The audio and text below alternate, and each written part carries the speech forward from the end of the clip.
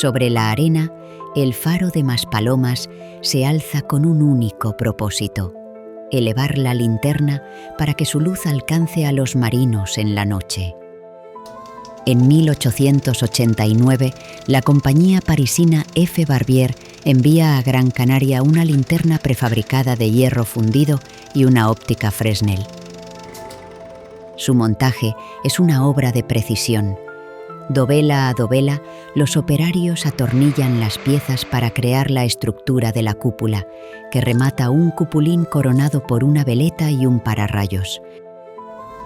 Los prismas de la gran lente Fresnel se izan por el hueco de la escalera de la torre y dentro de la cúpula se montan alrededor de una lámpara.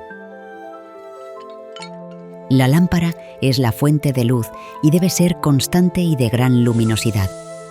La primera que se instala es de aceite de oliva. Pero el verdadero ingenio reside en la lente, una maravilla de la ingeniería óptica que concentra la luz en un haz horizontal potente visible a 19 millas náuticas, unos 35 kilómetros. Como faro de primer orden, este alcance era vital para el creciente tráfico mercante y pesquero. Los fareros, conocidos como torreros, encienden la linterna el 1 de febrero de 1890 por primera vez.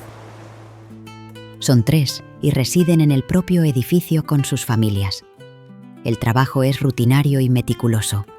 Cada día, al ocaso, encienden la lámpara y cada media hora vigilan la llama. Al alba la apagan y limpian los cristales ennegrecidos por el hollín. Registran incidencias y la meteorología de la noche. Son también responsables de mantener el edificio y hacer reparaciones. Es una carga de trabajo constante, en una vida marcada por el aislamiento y la monotonía. Sin embargo, su ingenio era notable. Un torrero, para evitar subir la torre cada noche a vigilar la llama, ideó un sistema de espejos que le permitía observar los reflejos de la luz de la linterna directamente desde su dormitorio abajo. El sistema, por desgracia, no se conserva. En 1927, la lámpara se sustituye por un quemador de vapor de petróleo Chance, más luminoso. Sobre él se instala un mecanismo de ocultación, es decir, un tambor con pantallas que giran alrededor de la lámpara, movidas por un reloj de pesas. Al girar, las pantallas eclipsan la luz creando una secuencia fija en la que, cada 10 segundos, la luz se oculta 2 veces. Cada faro tiene una huella dactilar luminosa, un ritmo único de destellos u ocultaciones que permite a los navegantes identificarlo. Al avistar al menos 2 faros, conociendo su señal y alcance, los capitanes pueden triangular su posición en las cartas náuticas. A partir de 1960, el faro se electrifica. La lámpara de petróleo se sustituye por una bombilla incandescente. Con las sucesivas automatizaciones y la llegada de la carretera, se acaba con el aislamiento del faro por tierra. Los torreros dejan de vivir en sus instalaciones.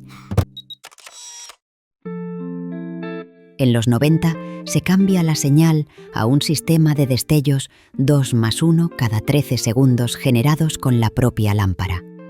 Sin embargo, en 2013 se recupera la ocultación, ahora motorizada, y se añade un cambiador con lámparas de vapor de mercurio que sustituye automáticamente la luz si falla.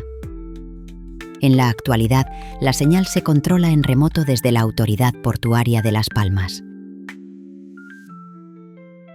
En 2022, la linterna recibe una última puesta a punto.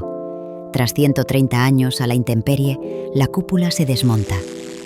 Se limpia, se pinta y regresa restaurada con cristales nuevos.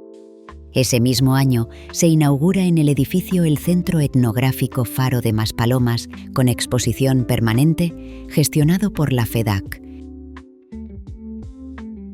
Hoy, Sobre el bullicioso paseo de meloneras, en la era de Internet y el GPS, la luz del faro sigue siendo vital como sistema de respaldo ante fallos tecnológicos o fenómenos naturales, como guardián siempre vigilante de nuestro horizonte.